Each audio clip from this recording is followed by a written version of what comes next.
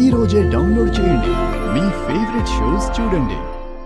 అసలు ఏం జరిగిందో కొంచెం అర్థమయ్యేటట్టు చెప్పండి. ఏ ముహూర్తానా ఆ గుళ్ళ మీద ఆఫీసర్గా మీ కూతురికి జాబ్ వచ్చిందో అప్పుడే ఈ ఇంటి మీద దుష్టశక్తి కన్ను పడింది. అమ్మా ఇప్పుడు అవన్నీ ఎందుకు వదిలే. ఇక్కడి దాకా పిలిపించి చెప్పొద్దంటావేంటి? చెప్తేనేగా తెలిసేది. అది కాదు. ఏళ్ల తరబడి మూసేసిన గుడి తలుపులు తెరిపించింది.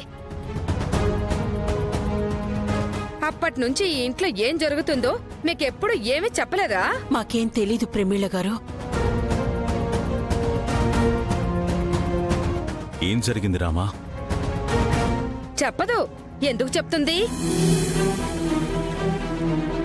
మా కొంప సర్వనాశనమైపోయి మా శవాలు కాటికి వెళ్లేదాకా చెప్పదన్నమాట. ఏమైందమ్మా? ఎందుకలా మాట్లాడుతున్నారు? మాట్లాడమేంటి?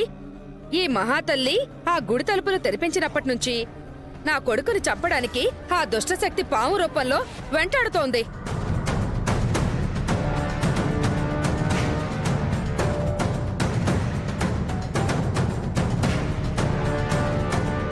ఎన్నిసార్లు కాలేజీలో పాము నుంచి తప్పించుకున్నాడో తెలుసా?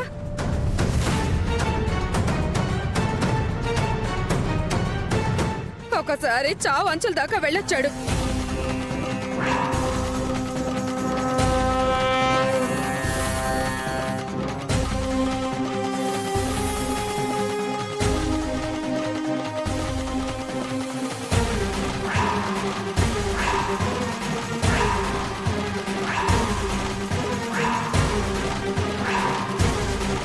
మళ్ళీ రెండోసారి కాలేజీలో అందరూ ఉన్నా కూడా ఆ పాము నా కొడుకునే వెంటాడింది.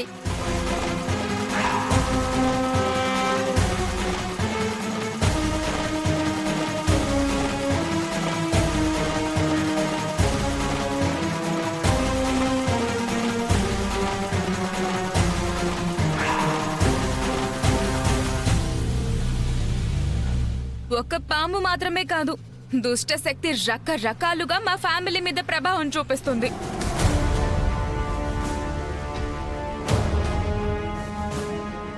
గుళ్ళో జరిగింది కూడా చెప్పండి అత్తయ్య. మొన్నటికి మొన్న పూజ చేయించడానికి గుడికి వెళ్తే నుదుటిన పెట్టిన ఎర్రటి కుంకుమ కాస్త నీ కూతురు పట్టుకున్న పాపానికి శవాలు కాల్చిన బూడిదల మారిపోయింది.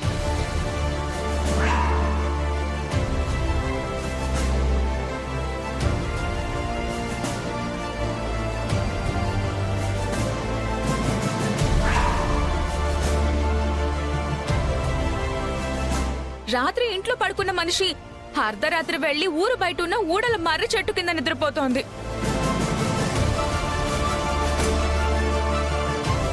ఏంటమ్మా నువ్వనేది? ఇవన్నీ మేము కల్పించి చెప్తున్న కట్టుకథలు కాదు, కళ్ళ ముందు జరిగిన పచ్చి నిజాలు. అవునో కాదో మీ కూతుర్ని అడగండి. చెప్తే మీరు భయపడతారని అత్తయ్యగారు చెప్పలేకపోతున్నారు కానీ దేవుడి కోసం ఏదో చేయబోయిన రామలక్ష్మికి దెయ్యం పట్టింది.